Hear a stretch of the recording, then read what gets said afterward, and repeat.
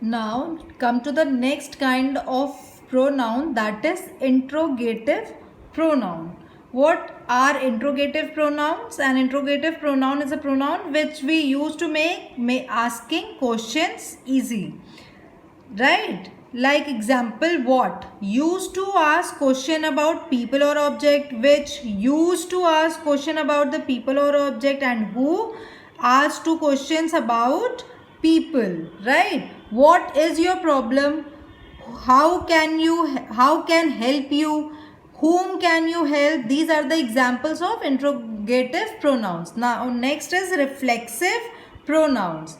When myself, ourselves, yourselves, himself, herself, itself, themselves are used in object of the verb, and when the subject and the object are the same person or animal, the pronouns are called reflexive pronoun. And the examples are we hurt himself, you can save yourself. So what do you understand by reflexive pronoun?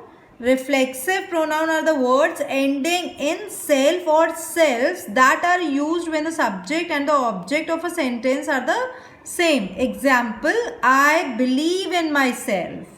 The reflexive pronoun are myself, yourself, himself, right? These are the some reflexive pronouns. Now, reflexive pronouns can also be used after prepositions. Children, see, in the first example, we should depend on ourself, right? In this example, on is the preposition and ourself is the reflexive pronoun.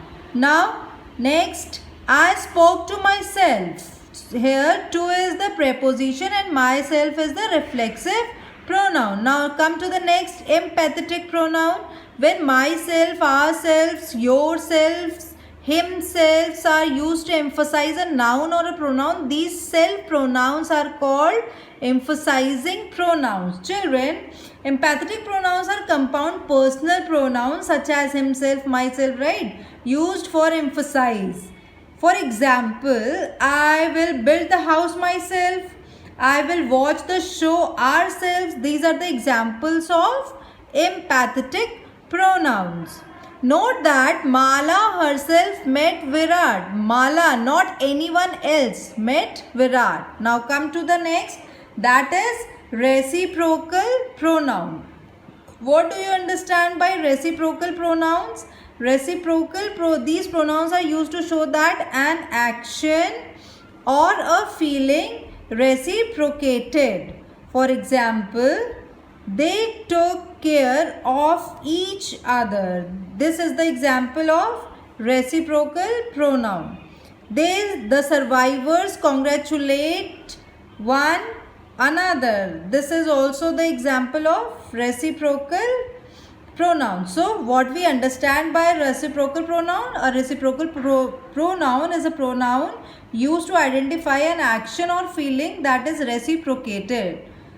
For this reason, it always refers to more than one person. For example, Raj is waving to Vihan and Vihan is waving to Raj. So Raj and Vihan are waving to each other, right? This is the example of reciprocal pronoun. Now come to the next, that is indefinite pronoun. These pronouns, children, see, here is the table of indefinite pronoun. These pronouns do not refer to any specific person, thing or amount. Everybody joined the puppet show. This is the example of infinite pronoun. There was no one in the building when the fire broke out. So what do you understand by infinite pronoun? Infinite pronoun does not refer to any specific person, thing or amount.